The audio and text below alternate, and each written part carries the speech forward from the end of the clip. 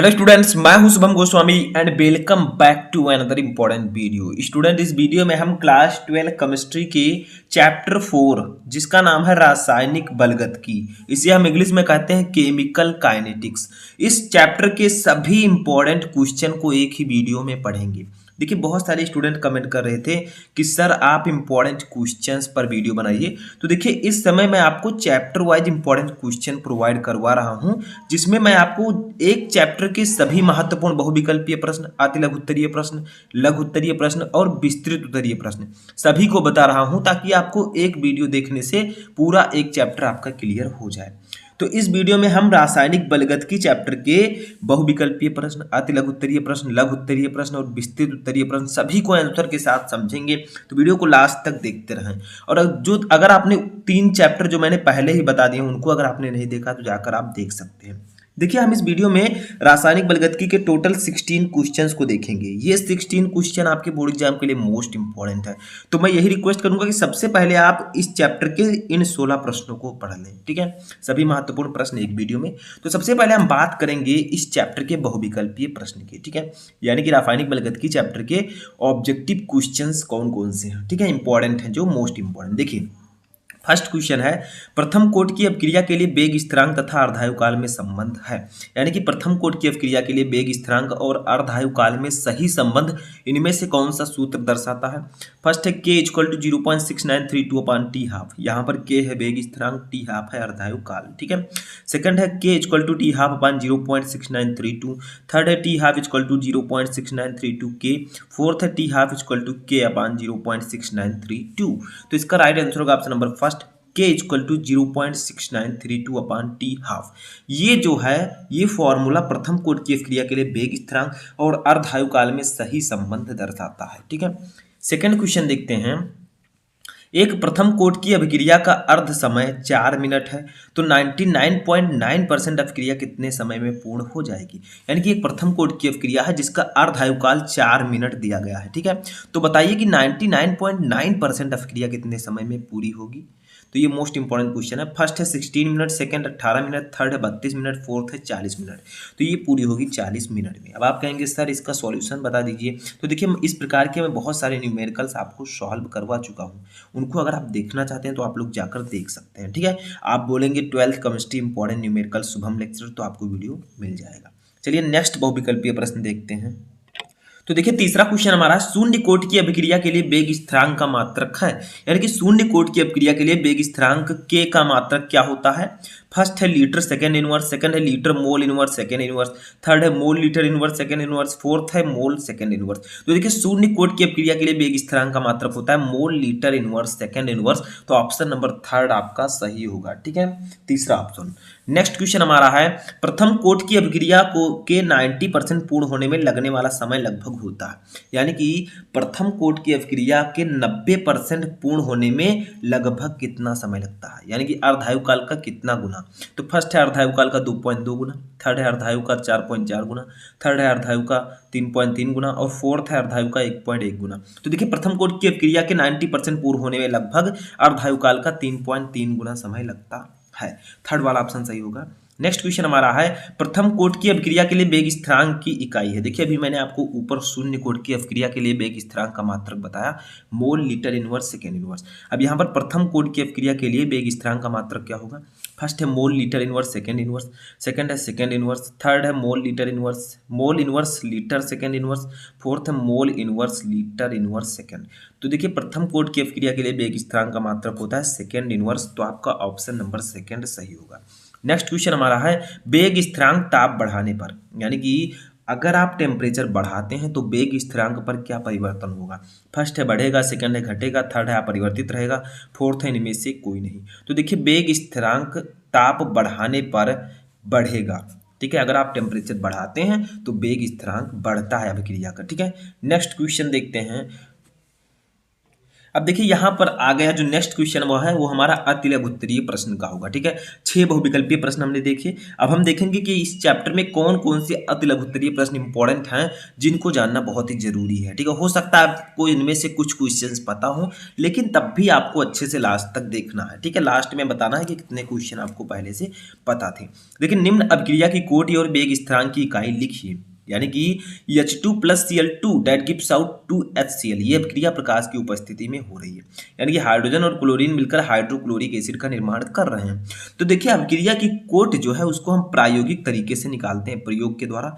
तो प्रयोग में ये पाया गया है कि जो H2 है और Cl2 है, इसकी सांद्रता, ठीक है, इसकी सांद्रता इसके वेग स्थिरांक पर निर्भर नहीं करता, यानी कि H2 और Cl2 की जो सांद्रता है वो वेग स्थिरांक पर निर्भर नहीं करता है, या हम कहना चाहें इसका वेग अभिकारक के सांद्रता पर निर्भर नहीं करता। ठीक है, इसका वेग H2 और Cl2 के सांद्रता पर निर्भर नहीं करता, तो ये शून्य कोट की अभिक्रिया होगी। और एक रीजन और है, जो अभिक्रिया प्रकाश की उपस्थिति में हो रही है वो शून्य कोट की अभिक्रिया होगी। तो आप लिख सकते हैं ये शून्य कोट की अभिक्रिया है, ये है शून्य कोट की अभिक्रिया है। ठीक है, अभिक्रिया है। ठीक है, इसका मात्रक क्या होगा बताइए। शून्य कोट की अभिक्रिया के लिए मात्रक मैंने अभी आपको बताया था ऊपर, शून्य और प्रथम दोनों के लिए मैंने बताया है। तो इसका मात्रक बताइए, मोल लीटर इनवर्स सेकेंड इनवर्स। ठीक है, mole litre inverse second inverse, ठीक है, होता है। तो ये शून्य कोट की अभिक्रिया का मात्रक होता है, मैंने अभी आपको बताया था। ठीक है, तो इतना समझ में आ गया। जो भी अभिक्रिया प्रकाश की उपस्थिति में हो रही है वो शून्य कोट की अभिक्रिया होगी। ठीक है, क्योंकि इनमें अभिक्रिया का वेग अभिकारक की सांद्रता पर निर्भर नहीं करता है, यानी कि H2 और Cl2 पर वो निर्भर नहीं करता है, इसलिए यह शून्य कोट की अभिक्रिया होगी।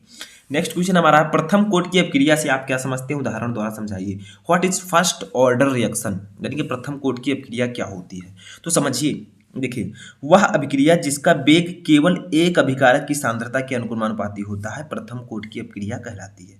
यानी कि वह अभिक्रिया जिसका वेग केवल एक अभिकारक की सांद्रता के अनुमानुपाती होता है प्रथम कोट की अभिक्रिया कहलाती है। देखिए अभिकारक, जो हमारे अभिकारक हैं अभिक्रिया में, जो अभिकारक होता है, जैसे यहाँ पर देखिए, यहाँ पर H2 और Cl2 अभिकारक हैं, इन्हीं से हम वेग निकालते हैं और उसी के द्वारा हम ये समझ पाते हैं कि अभिक्रिया किस कोट की है।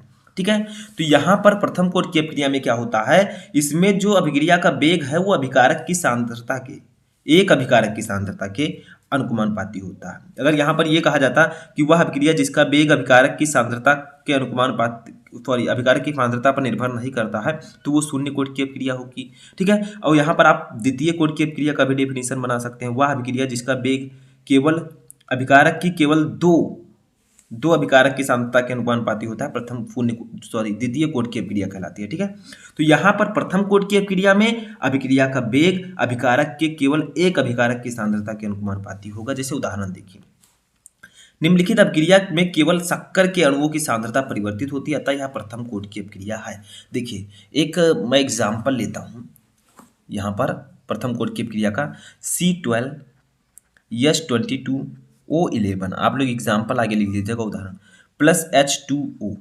ठीक है, दैट गिव्स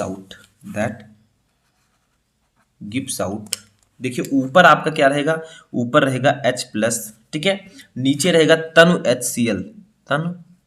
HCl या H2SO4। ठीक है, तो बनेगा क्या, देखिए ये ग्लूकोज है हमारा, सॉरी ये चीनी है, शक्कर C12H22O11। ठीक है, ये क्या होगा, ग्लूकोज और फ्रक्टोज में कन्वर्ट हो जाएगा, C6H12O6। ठीक है, और फ्रक्टोज का भी फॉर्मूला होगा C6H12O6। ठीक है, ग्लूकोज और फ्रक्टोज का फॉर्मूला लगभग सेम होगा है। ठीक है, तो ये दोनों में परिवर्तित हो जाएगा। अब आप लोग कहेंगे सर यहाँ पर अभिकारक दो हैं, एक चीनी है यानी कि शक्कर है और एक जल है, लेकिन यहाँ पर क्या होता है समझिए, यहाँ पर अभिक्रिया का वेग केवल शक्कर की सांद्रता पर निर्भर करता है, जल की नहीं। ठीक है, तो जल जो है ये सिर्फ इसमें मिक्स किया गया है, इसकी सांद्रता पर अभिक्रिया का वेग निर्भर नहीं करेगा। ठीक है, ये क्या है, ग्लूकोज है, मैं नाम लिख देता हूँ ग्लूकोज, ये क्या है, फ्रक्टोज। ठीक है, ये क्या है, फ्रक्टोज। तो यहाँ पर एक चीज समझिएगा कि निम्नलिखित अपक्रिया में केवल शक्कर के अणुओं की सांद्रता परिवर्तित होती है, इसमें केवल चीनी के अणु की सांद्रता परिवर्तित होती है, अतः यह प्रथम कोटि की अपक्रिया होगी। और यहाँ पर चीनी के केवल एक मॉलिक्यूल को लिया गया है, ठीक है, इसीलिए ये प्रथम कोटि की अपक्रिया होगी और H2O की सांद्रता पर ये निर्भर नहीं करता है, ठीक है। तो ये समझ में आया, आई होप कि आपको समझ में आ चुका होगा।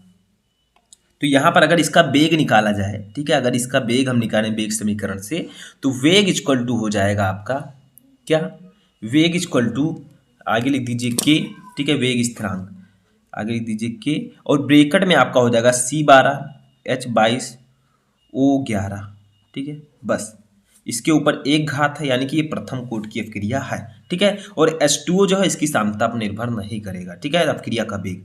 तो ये वेग हमारा इस प्रकार से निकलेगा, इसके घात एक है, तो ये प्रथम कोटि की अपक्रिया होगी, ठीक है। चलिए नेक्स्ट क्वेश्चन देखते हैं। तो देखिए नेक्स्ट क्वेश्चन जो हमारा है ये एक न्यूमेरिकल है, इसमें हमें वेग स्थिरांक निकालना है, एनसीईआरटी बुक का क्वेश्चन है। देखिए SO2Cl2 को अपनी प्रारंभिक मात्रा से आधी मात्रा में वियोजित होने में 60 मिनट का समय लगता है, यानी कि SO2Cl2 एक अभिकारक है, ठीक है, इसको अपनी प्रारंभिक मात्रा से आधी मात्रा में वियोजित होने में 60 मिनट लगता है। आधी का मतलब अर्धायुकाल हमें 60 मिनट दिया गया है। यदि विक्रिया प्रथम कोटि की हो तो वेग स्थिरांक की गणना कीजिए। तो हमें अर्धायुकाल दिया गया है, जिसको हम लोग डिनोट करते हैं T12 से, ये हमें दिया गया है 60 मिनट, ठीक है, 60 मिनट। बस अब हमें कुछ भी नहीं करना है इसमें सिर्फ आपको एक चीज समझना है, ठीक है। तो देखिए सबसे पहले हम इसे सेकेंड में कन्वर्ट कर लेते हैं। तो सेकेंड में कन्वर्ट करेंगे तो कितना आएगा बताइए, 1 मिनट में 60 सेकेंड, तो 60 मिनट में 60 गुणे 60 यानी कि 3600 सेकेंड, ठीक है। तो हम इतना ही लिख देते हैं, या आप इसे लिख सकते हैं 3600 सेकेंड, ठीक है। अब हमें निकालना क्या, हमें वेग स्थिरांक निकालना है। तो प्रथम कोटि की अपक्रिया के लिए लिखेंगे प्रथम कोटि की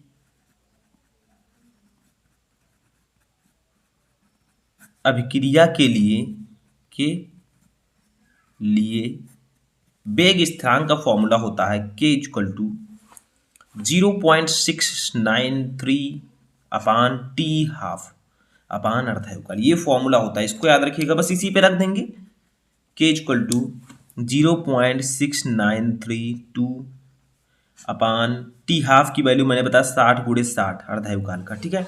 अब यहाँ पर एक काम कीजिए आप, देखिए ध्यान दीजिए थोड़ा सा, देखिए हम इसको 100 से ऊपर गुणा कर देते हैं, थोड़ा सा सॉल्व करने के लिए 100 को नीचे, ठीक है, ऊपर नीचे दोनों गुणा करेंगे, बात बराबर है, ठीक है। अब ये हमारा हो जाएगा 100 से जब इसको गुणा करेंगे तो ये हो जाएगा 69.32, ठीक है। नीचे कितना हो जाएगा, इसको हम क्या करेंगे 3600 लिख सकते हैं, 60 गुणे 60 को हम 3600 लिख सकते हैं, इंटू 100 को हम लिख सकते हैं 100 लिख दीजिए, ठीक है, सीधा सीधा। ऊपर हमने 100 से गुणा कर दिया, नीचे कर दिया, अब इतना हमारा आया। देखिए थोड़ा सा मैं ट्रिक बता रहा हूँ आपको सॉल्व करने का, ठीक है। अब देखिए आपका 69.32, इसको हम लिख सकते हैं 36 गुणे 10 के पावर 2, 10 के पावर 2, क्यों, क्योंकि 36 गुणे 100 यानी कि 3600, 100 को हम 10 के पावर 2 लिख सकते हैं, इसको भी हम लिख सकते हैं 100 को 10 के पावर 2। ये मैं थोड़ा सा आसान से सॉल्व करने के लिए कर रहा हूँ, ठीक है। अब देखिए ये हो जाएगा 69.32 अपान 36, ठीक है, इंटू 10 के पावर 2 और 2 जुड़ जाएंगे, 10 के पावर 4 हो जाएगा। अब यहाँ पर हमें सॉल्व करने में थोड़ी सी आसानी होगी, क्यों, क्योंकि देखिए अब हम क्या करेंगे 69.32 को 36 से भाग दे देंगे तो कितना आएगा, कितना आएगा बताइए, ये आपका आ जाएगा 1.925, ठीक है। तो हम लिखेंगे 1.925 गुणे, ये नीचे 10 की पावर 4 है, प्लस में ऊपर चला जाएगा तो माइनस में हो जाएगा, तो 10 की पावर -4, इसका मात्रक होगा सेकंड इनवर्स। तो इस प्रकार से सॉल्व करेंगे तो थोड़ा आसानी रहेगा, ऊपर नीचे 100 से गुणा करके, नहीं तो आपको गुणा भाग ज़्यादा करना पड़ता, ठीक है। तो इतना समझ में आ गया, बस इतना ही हमारा आंसर आ जाएगा। आई होप कि आपको न्यूमेरिकल समझ में आ चुका होगा। चलिए नेक्स्ट क्वेश्चन देखते हैं 10 नंबर। अब देखिए 10 नंबर हमारा क्वेश्चन है, एक अभिक्रिया का वेग के ए के पावर 1/2 बी के पावर 3/2 है, इस अभिक्रिया की कोटि बताइए। देखिए ए हमारा एक अभिकारक है जिसके घात पर 1/2 लगा, बी हमारा दूसरा अभिकारक है वही अभिकारक है जिसमें 3/2 ऊपर है। तो मैंने आपको बताया था कि अभिक्रिया की जो कोटि होती है वो अभिकारक की सांद्रता के घातों के योग के बराबर होती है। तो यहाँ पर जो घात है उसको जोड़ दीजिए, आप अभिक्रिया की कोटि आसानी से निकाल लेंगे, ठीक है। तो यहाँ पर सबसे पहले हमें वेग दिया गया है, अभिक्रिया का वेग, अभिक्रिया का वेग का वेग, ठीक है। कितना दिया गया है, ये हमें दिया गया है के ए के पावर 1/2 बी के पावर 3/2, ठीक है, ये हमें दिया गया है। अब क्या करेंगे, हम इसके घातों को जोड़ देंगे, ठीक है। मान लीजिए ये x है, ठीक है, ये y है, मान लीजिए ये x है, ये y है, ठीक है। तो हम क्या लिखेंगे यहाँ पर, मान लीजिए, चलिए डायरेक्टली हम जोड़ देते हैं, क्योंकि हमें वेग दिया गया है तो हम अभिक्रिया की कुल कोटि निकाल लेते हैं, ठीक है। एक्स वाई मानने की जरूरत ही नहीं है, तो हम निकाल लेंगे अभिक्रिया की कुल कोटि, अभिक्रिया की कुल कोटि, ठीक है।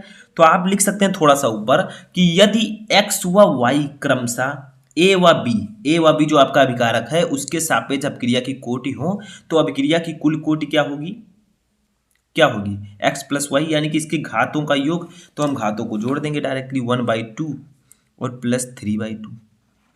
अब देखिए नीचे हमारा अंश बराबर है तो 2 हो जाएगा, ऊपर 3 + 1, 1 + 3 जुड़ जाएगा तो ये 4 हो जाएगा, ठीक है। तो एक कट हो जाएगा, कितना आएगा 2, ठीक है।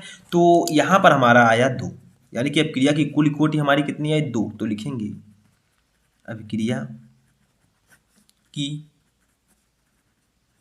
कुल कोटि, ठीक है, हमारा आया 2। तो ये किस कोटि की अभिक्रिया होगी बताइए, ये होगी द्वितीय कोटि की अभिक्रिया। तो हम लिख देंगे नीचे थोड़ा सा कि अर्थात ये अभिक्रिया